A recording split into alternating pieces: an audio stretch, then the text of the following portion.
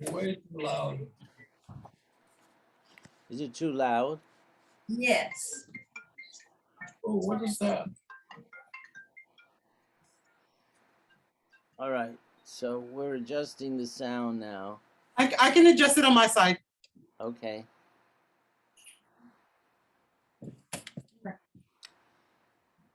All right. All right. Is that better? Is that good? You have to put your mask on, okay? Lily, where's your mask? You have to put your mask on. I don't have a mask. Am I supposed to have a mask? I don't have one. Okay, I'll get you one. All right. It's Mask nice up. to see all of you this morning. A beautiful day. Another beautiful day in California. California, a little place in the world. A big little place, we could say. Okay, just like this. The world is turning. Is that? That's it. You're gonna be listening to Barry. The world is turning. One of the most remarkable things that we have learned in the last 500 years is that the earth moves. For thousands of years, people thought that the earth was stationary and at the center of the universe.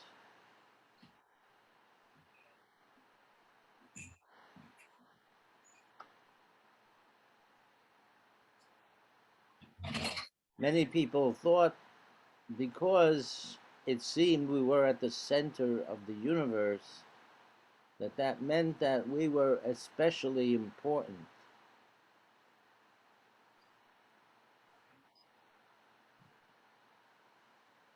Copernicus, a member of the church and also a scientist,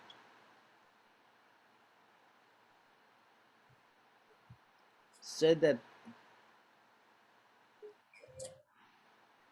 the earth moved. The earth was like the other planets. We moved through the great arc of the orbit of the earth around the sun. This changed the world.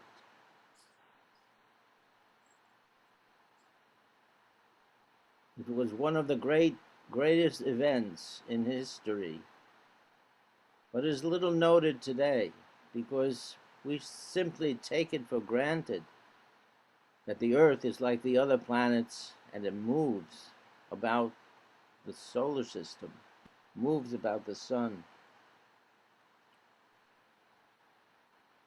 We take much for granted today, I think. Our knowledge of the world has changed radically in the last few hundred years.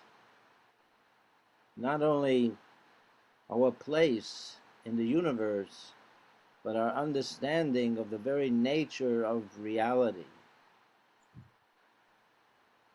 Although that understanding is not complete by any means.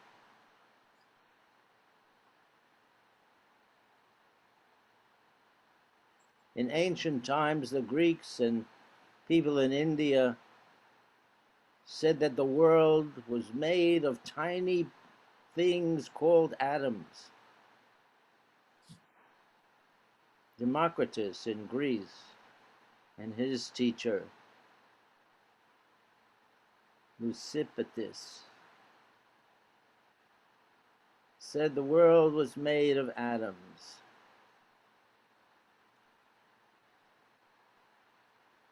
Not for 2,000 years would we recognize that fact. It was only in the last century that the reality of atoms was made real, was made concrete.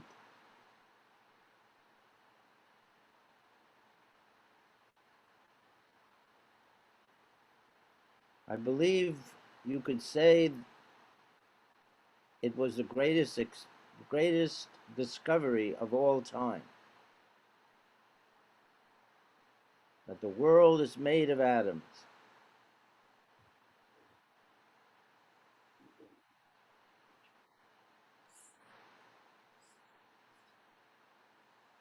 Richard Feynman,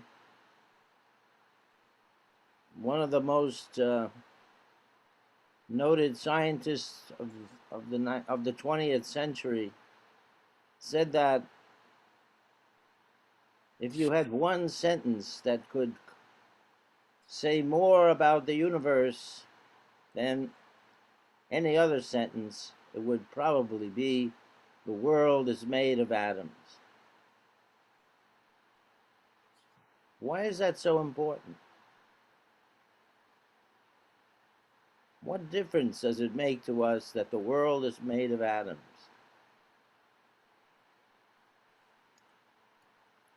Much of our lives revolves around atoms, the chemistry that makes our clothing, the drugs that we take,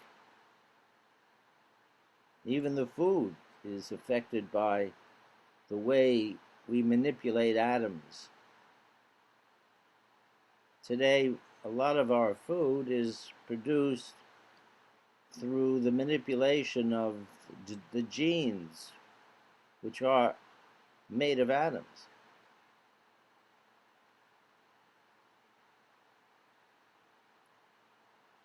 Throughout time, you could say farmers were manipulating atoms when they created crops that were better than what came before.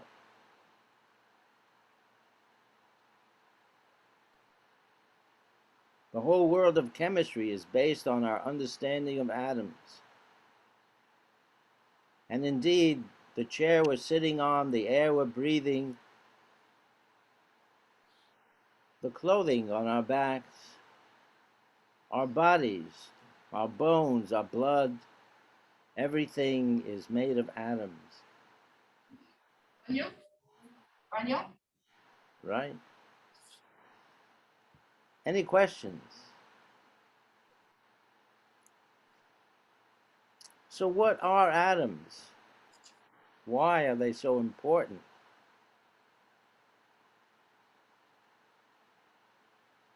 We know from various studies that atoms are very, very small.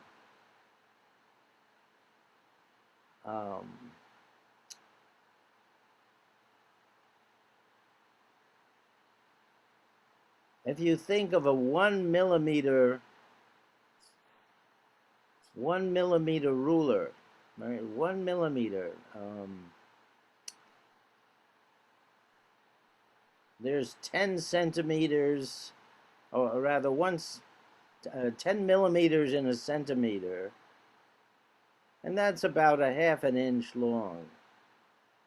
So 1 millimeter, if you can picture 1 millimeter as being a slice of a half of an inch, like a piece of cardboard, maybe turned on its edge, a thin piece of cardboard. 1 millimeter could hold 10 million atoms stretching between one edge to the next, to the other. 10 million atoms stretching across 1 millimeter. That's how small atoms are. Atoms are so small they can't be seen in a microscope. They're smaller than the waves of light that we use to see in an ordinary microscope.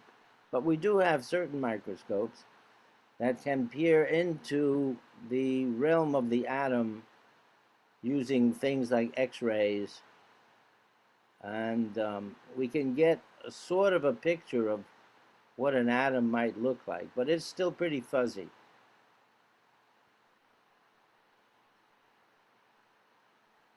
In the 19th and 20th century, people pictured atoms as having a tiny nucleus and electrons whirling about that little tiny nucleus.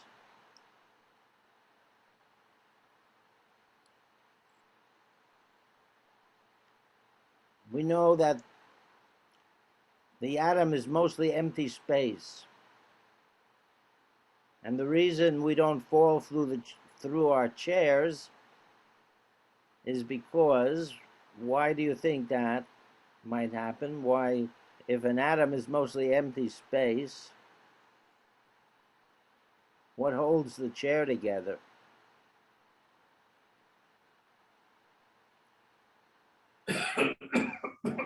Why can't we put our hand through the wall?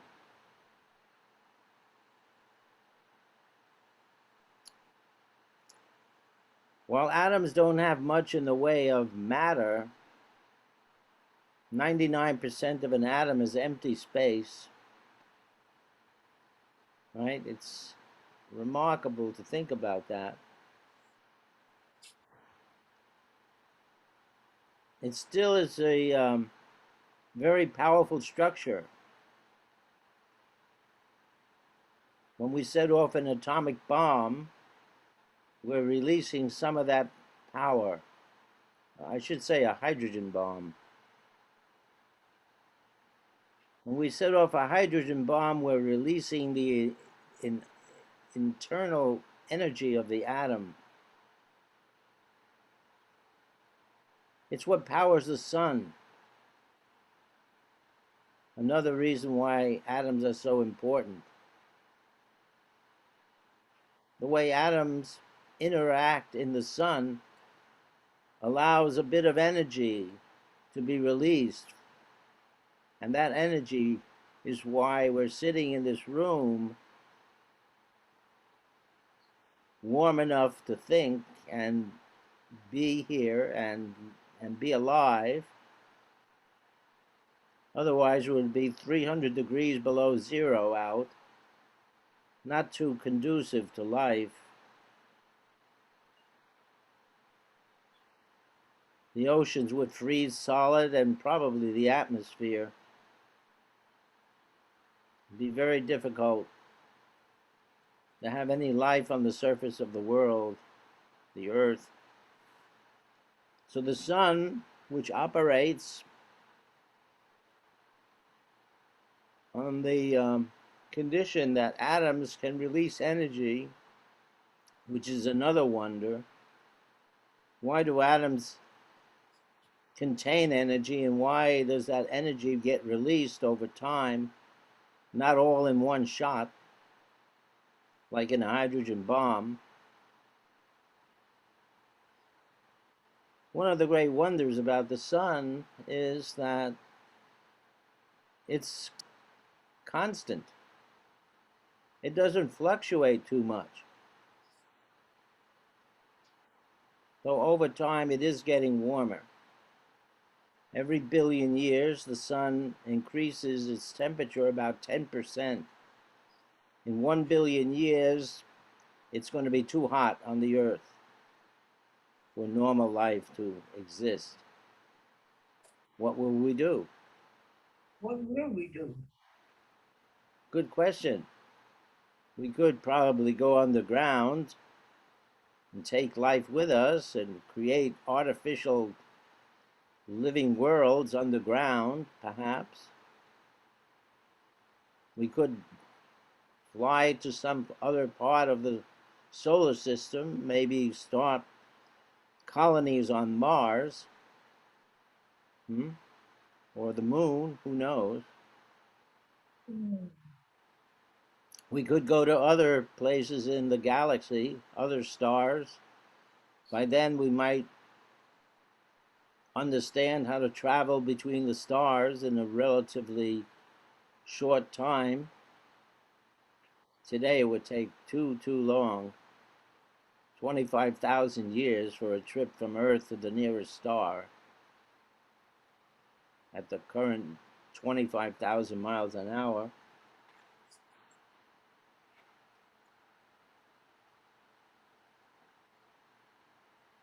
So, but a billion years is a long time.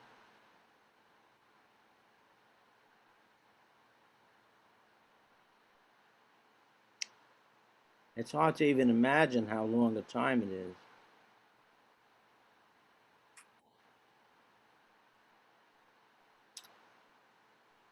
So maybe we'll work something out.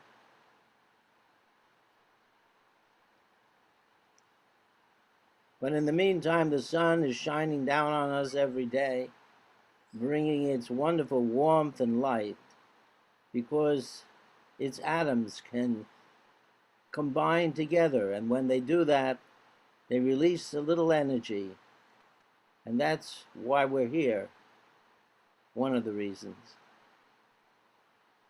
It's like a tiny miracle going on all the time. It's really quite remarkable. Not only do we have atoms, but they're constructed in a certain way as to allow the universe to exist as we know it, to contain life. That's pretty amazing, I think.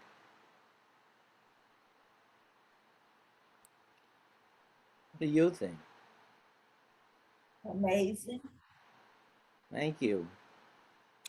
You know, we live our lives, our daily lives, surrounded by wonders, like the sun and the air we breathe, which contains oxygen, another atom. It has the capacity to allow us to create energy within our bodies. Oxygen is very special. In fact, all the atoms are very special. They each have different roles to play. They each participate in their own particular way to create the living world, for example. Hydrogen. Without hydrogen, which was the first atom, and still is the most abundant atom in the universe, without hydrogen, we couldn't exist. Hydrogen forms certain bonds which are necessary for life. For example, in the DNA, which is the code of life, and we'll get into that more later perhaps, but in the DNA is held together with hydrogen bonds that can open and close, that allow the DNA to come apart and come together, and without those hydrogen bonds, it wouldn't work, and we wouldn't work. Hydrogen also forms a bond with water, with oxygen, to create water, one of the most vital elements of the living world. Without water, no life. And it is hydrogen and oxygen that come together to make this fluid which allows this living world to exist. So hydrogen plays a vital role in our world, our existence. Carbon, another atom that likes to make partners with 4 different other atoms. And it can make innumerable kinds of partnerships that allow for certain structures in the body to be made.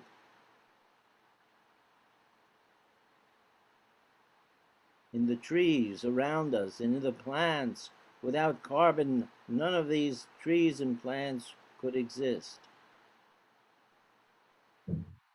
Carbon dioxide is used by plants as food, or rather as the precursor to food.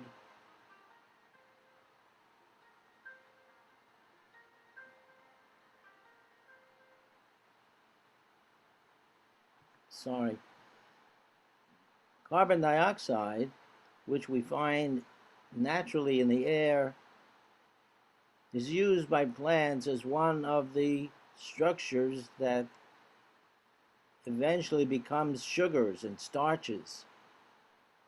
So without carbon, we couldn't get to first base. We couldn't get to the creation of food.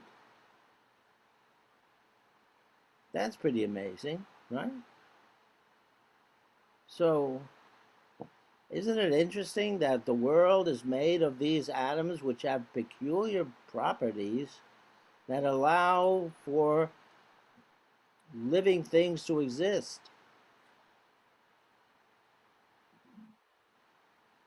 Carbon and hydrogen and oxygen, nitrogen.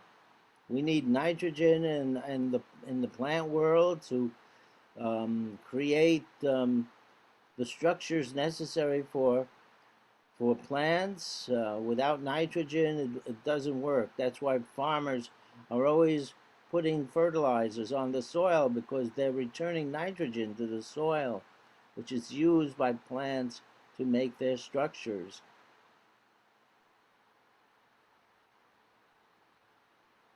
So each atom has a role to play, and that's pretty interesting, right? Each atom has a particular role to play in our lives.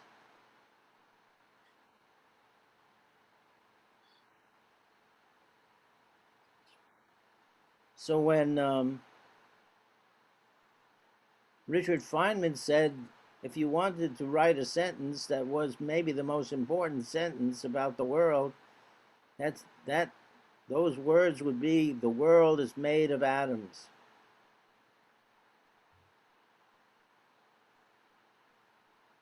Questions or comments?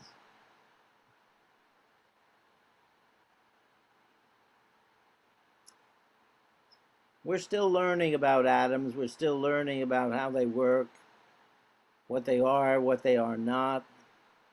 Most of our ideas about atoms change over time.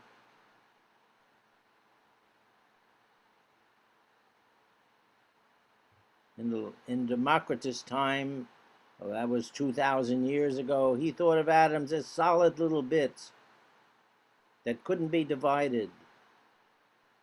But today we know they're made of parts, lots of parts, all interacting all the time, working together, spinning around each other, operating at different frequencies, exchanging information, exchanging energy. Today, more and more scientists are looking at the world as information and energy.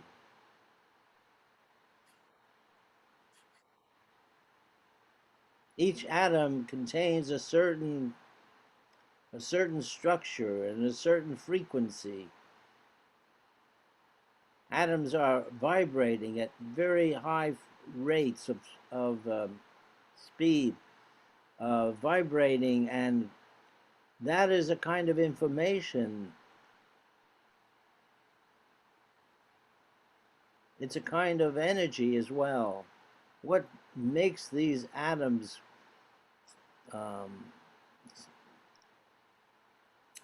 spin the way they do over millions and billions of years?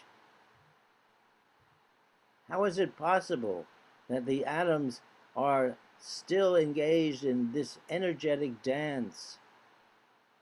Imagine it's the electrons, which make up one part of the atom, are whirling about at maybe 1% or 2% of the speed of light around the nucleus of the atom, a tiny center in the middle of the atom, which are interacting with each other, changing as they move about each other. Everything is in constant motion inside of an atom. Is that where life gets its beginnings?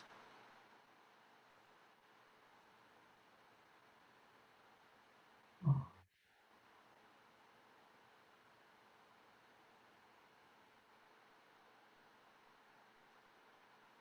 One of the most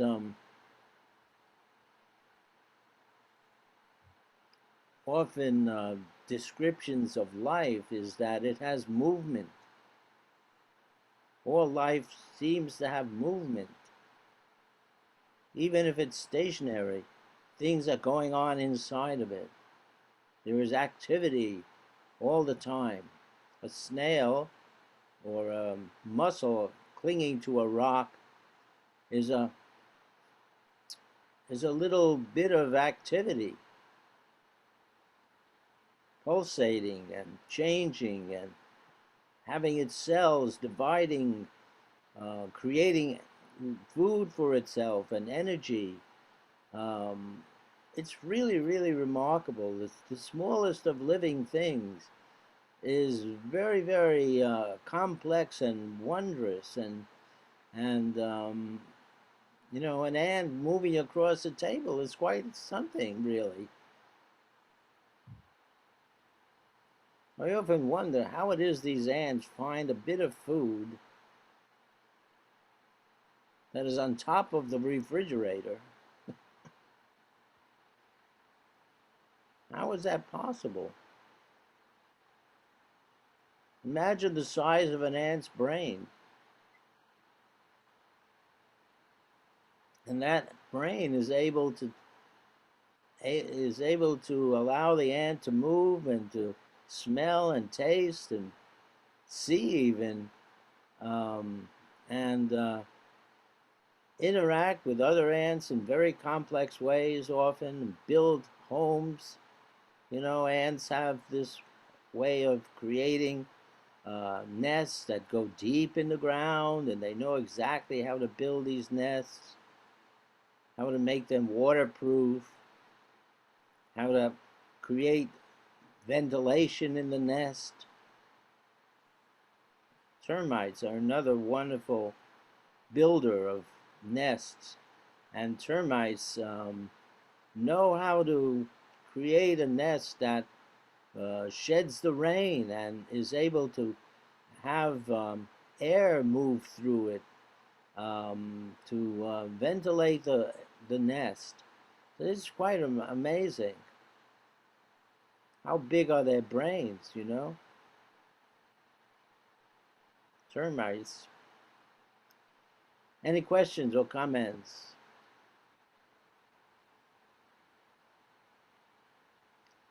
So can you tell me something that you might consider a wonder around you?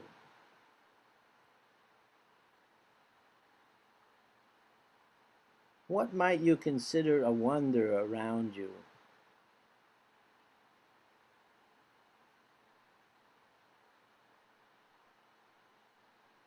Miracles.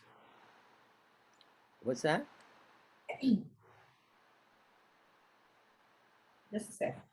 Miracles. Miracles, yes. Miracles. And what kind of miracles are you talking about? I can't think of that now. Okay. You know, we have miracles written about in the Bible, right? And Jesus healing people, and the Red Sea parting, and plagues of Egypt, and all that stuff. Um, but we have other kinds of miracles around us, I think, that are just as wondrous in their own way. The breath we take in, for example. The breath that enables us to live from one moment to another. The breath is part oxygen, this special atom, oxygen, which enables our chemistry, our machinery to create energy for us. Oxygen is a very vital part of the living world and was created by the living world.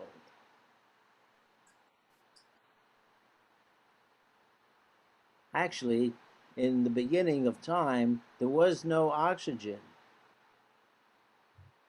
What we think happened was that oxygen appeared after the creation of the universe, appeared when stars came into being, and in those stars, the atoms that were combining together to make the energy, the light and the warmth of the star, the atoms grew heavier and heavier as this process continued inside the star, and hydrogen and helium eventually became oxygen, nitrogen, carbon, even iron. And so it is a wonder that oxygen even exists.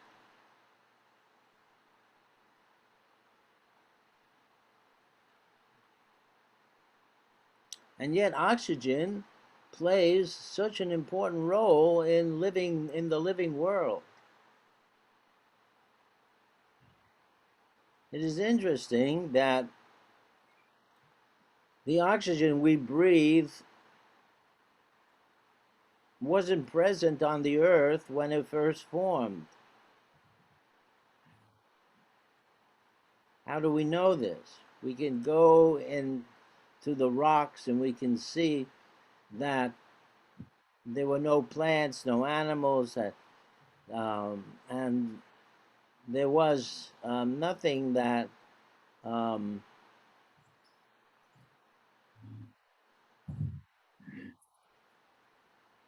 there was nothing there that needed oxygen. Living things were there, but they didn't need oxygen.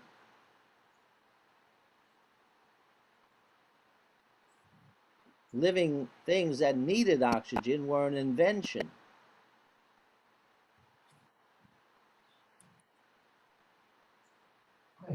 That's pretty interesting, right? Living things that needed oxygen came over time when evolution produced animals and plants that utilized oxygen. Broccoli. You broccoli. Do you need some help getting out? I do. I need to get to the bathroom. Okay, I'll call somebody and we'll get them to help you. What's your name? Curtis. Burgess. Curtis. Curtis. Curtis. All right, hang on.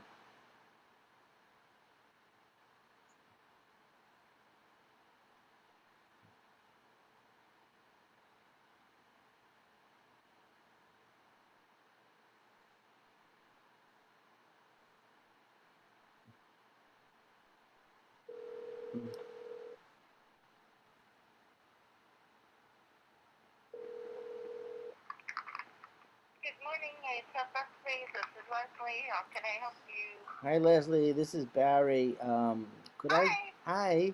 Hi. Could I get some assistance in the room to help Curtis go to the bathroom? Oh, sure. Thanks a I'll lot. let him know. Thank you No so worries. much. Mm-hmm. Okay. Bye. Bye bye. Okay, help is on the way. Thank you. You're welcome. So, the world is really full of wonder, and the more we understand about it, the more wondrous it becomes, I think. And this is why we're taking this class and we're all studying together. I'm studying too. And as I speak to you, I realize certain things.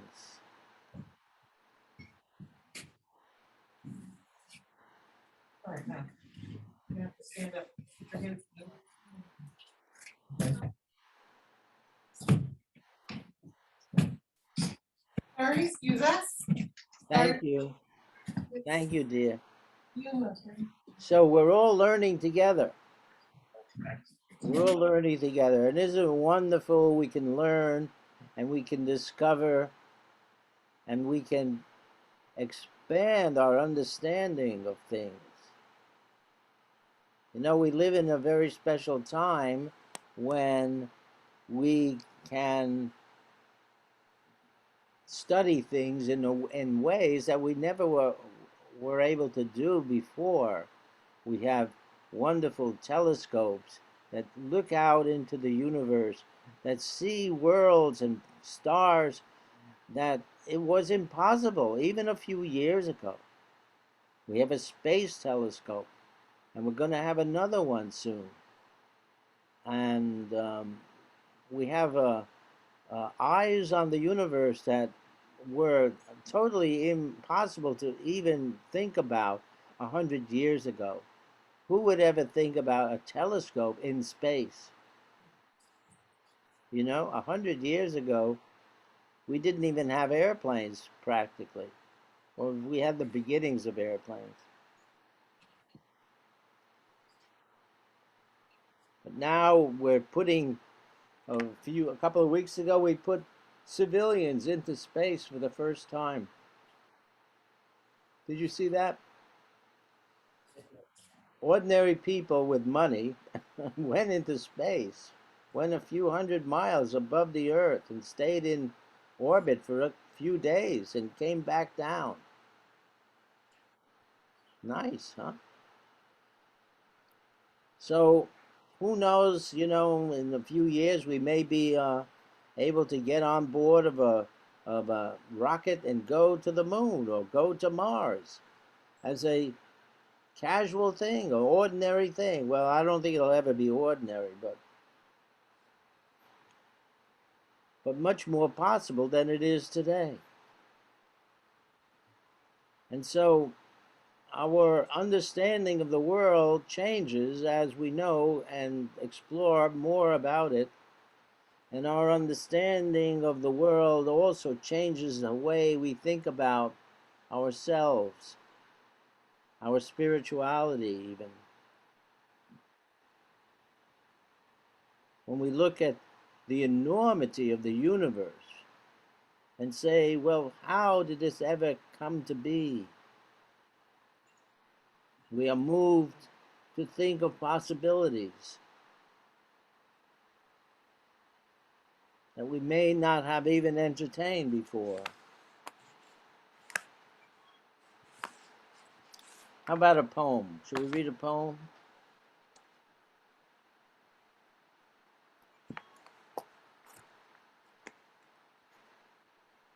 Thank you.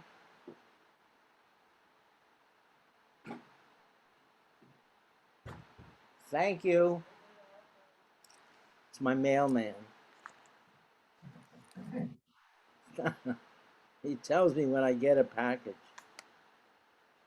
All right, here is a poem called Just as the Small Waves Came Where No Waves Were. And it is written by Pamela Millward. Just as the small waves came where no waves were, unending as the peaceful turn of fish, breaking the still level of the morning, until by noon we half forgot the sea had ever been a taut and hazy skin. So resting on the shore we kept the motion. At calm we found the rock. At calm we found we rocked in air. The long day's waves, we were not surprised, come evening, as we played whale.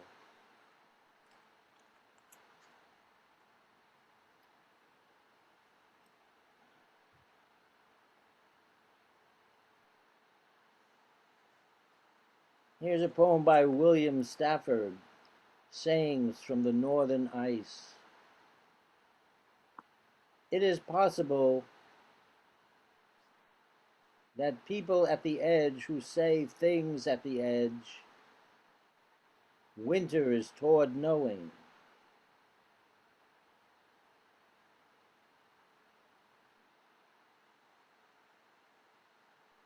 That's interesting. Let me read that again. It is people at the edge who say things at the edge, who say things at the edge. Winter is toward knowing. Sled runners before they meet have long talk apart. There is a pup in every litter the wolves will have. A knife that falls points at the enemy. Rocks in the wind know their place. Over your shoulder is God. The dying deer sees him. At the mouth of the long sack, we fall in forever. Storms brighten the spikes of the stars. Wind that buried bare skulls north of here and beats moth wings for help outside the door is bringing bare skull wisdom. But do not ask the skull too large a question till summer. Something too dark was held in that strong bone. Better to end with a lucky saying.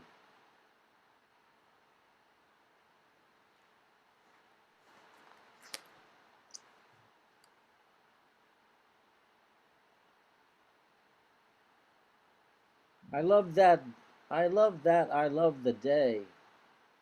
The sun on the mountain, the Pacific shining, and the accomplishing itself in breakers.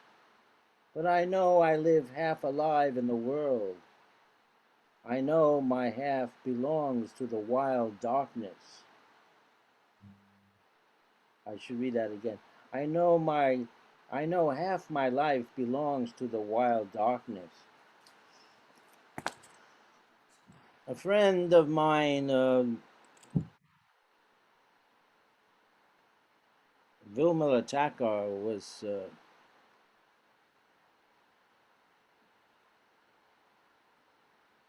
great spiritual person and meditator, and she said, nothing is more beautiful than the night. She often meditated in the night, in the jungle in India. One time a tiger came and sniffed her and went away.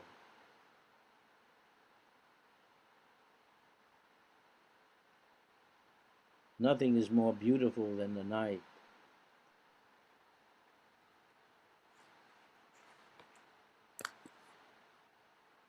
I'll read you a poem on the night here if I can find it.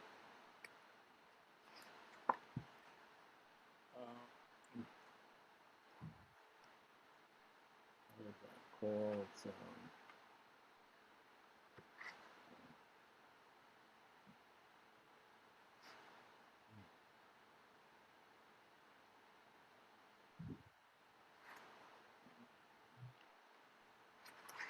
Bear with me one moment.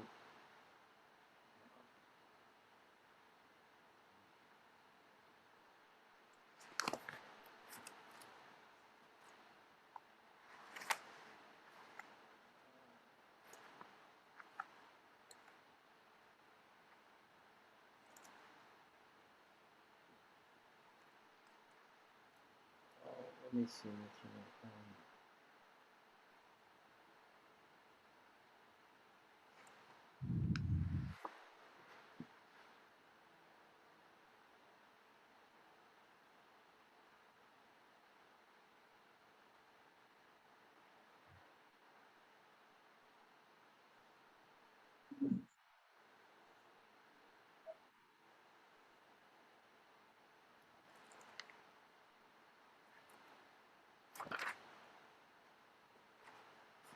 And here's a poem by Mary Oliver, speaking of the night. This is called Sleeping in the Forest. I thought the earth remembered me. She took me back so tenderly, arranging her dark skirts, her pockets full of lichens and seeds. I slept as never before, a stone on the riverbed, nothing between me and the white fire of the stars, but my thoughts, and they floated light as moths among the branches of the perfect trees. All night I heard the small kingdoms breathing around me, the insects and the birds who do their work in the darkness. All night I rose and fell as if in water, grappling with a luminous doom. By morning I had vanished at least a dozen times into something better. What do you think about that poem? I think that's one of the most beautiful poems I've ever heard of. I thought the earth remembered me. She took me back so tenderly, arranging her dark skirts, her pockets full of lichens and seeds. I slept as never before, a stone on the riverbed, nothing between me and the white fire of the stars, but my thoughts, and they floated light as moths among the branches of the perfect trees. All night I heard the small kingdoms breathing around me, the insects and the birds who do their work in the darkness. All night I rose and fell as if in water, grappling with a luminous doom. By morning I had vanished at least a dozen times into something better. How often we wake in the night with some doom about us, some feeling of doom and worry, and then by morning it dissolves itself. Isn't that interesting? Have you had that experience where you worry about something in the middle of the night and then by morning it just seems to evaporate?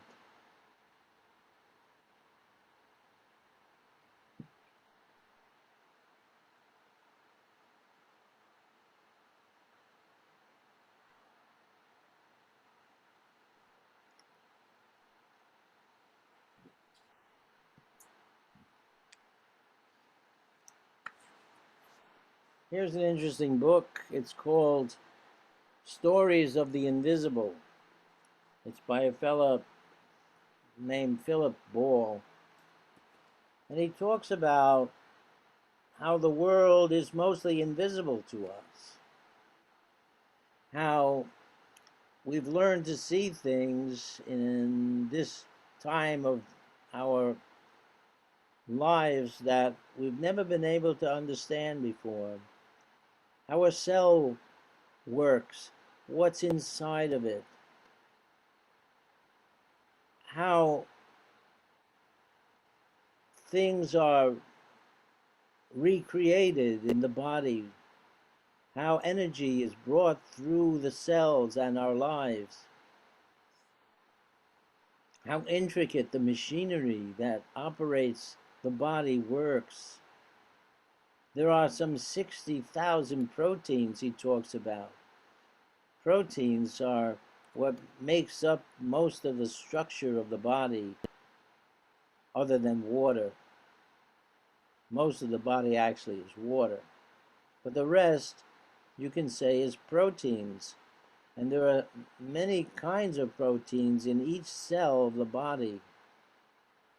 And these proteins act like little machines or little messengers or little components that create the cell and keep things ticking. Each cell in our body is like a living world unto itself, a place that must take in oxygen and must take in food.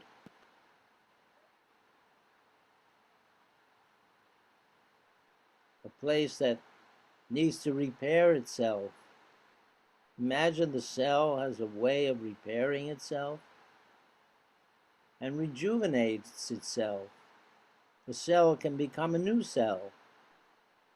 Every 7 years, we are about totally new beings because our cells have divided into new cells. That's pretty amazing, don't you think? If that didn't happen, you would probably never get past 7 years old. So, the world is full of wonders, but hidden, mostly. Food on our plates are wonders, deriving their energy from the sun. A piece of toast on the plate before us has energy in it from the sun. Pretty amazing, right? That energy we take into the body, and it's broken down into atoms and molecules and recreated. The body will recreate itself out of those atoms and molecules. Pretty amazing. Any questions?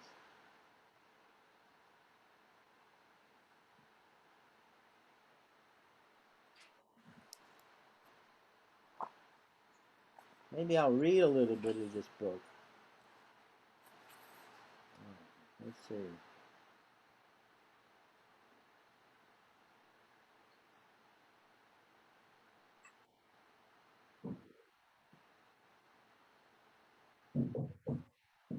It is important to bear in mind that the cell is a community.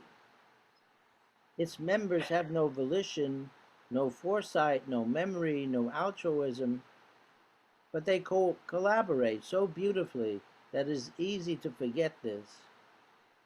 Now, I would argue about that. On the other hand, cells can be unpredictable because we know so little about how they work. They might survive when we expect them to die, or they might react to a potential drug in unforeseen ways.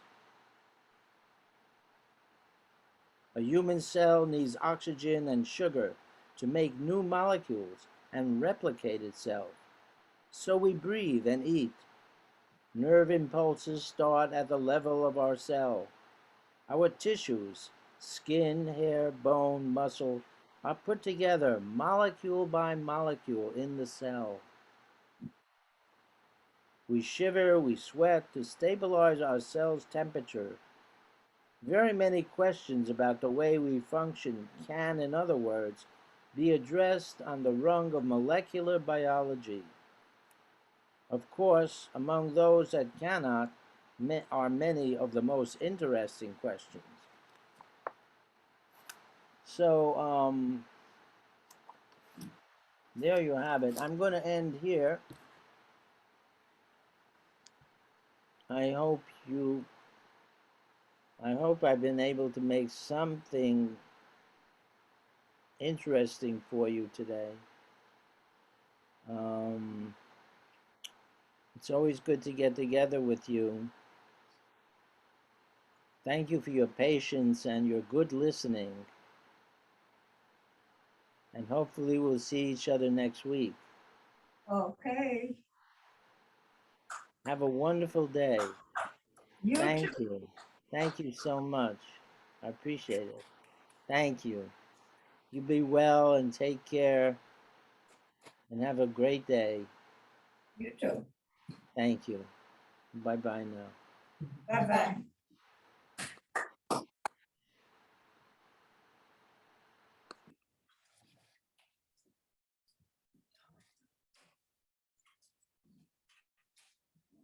Hold on, everybody. Hold on just a second. Don't nobody make a sudden moves.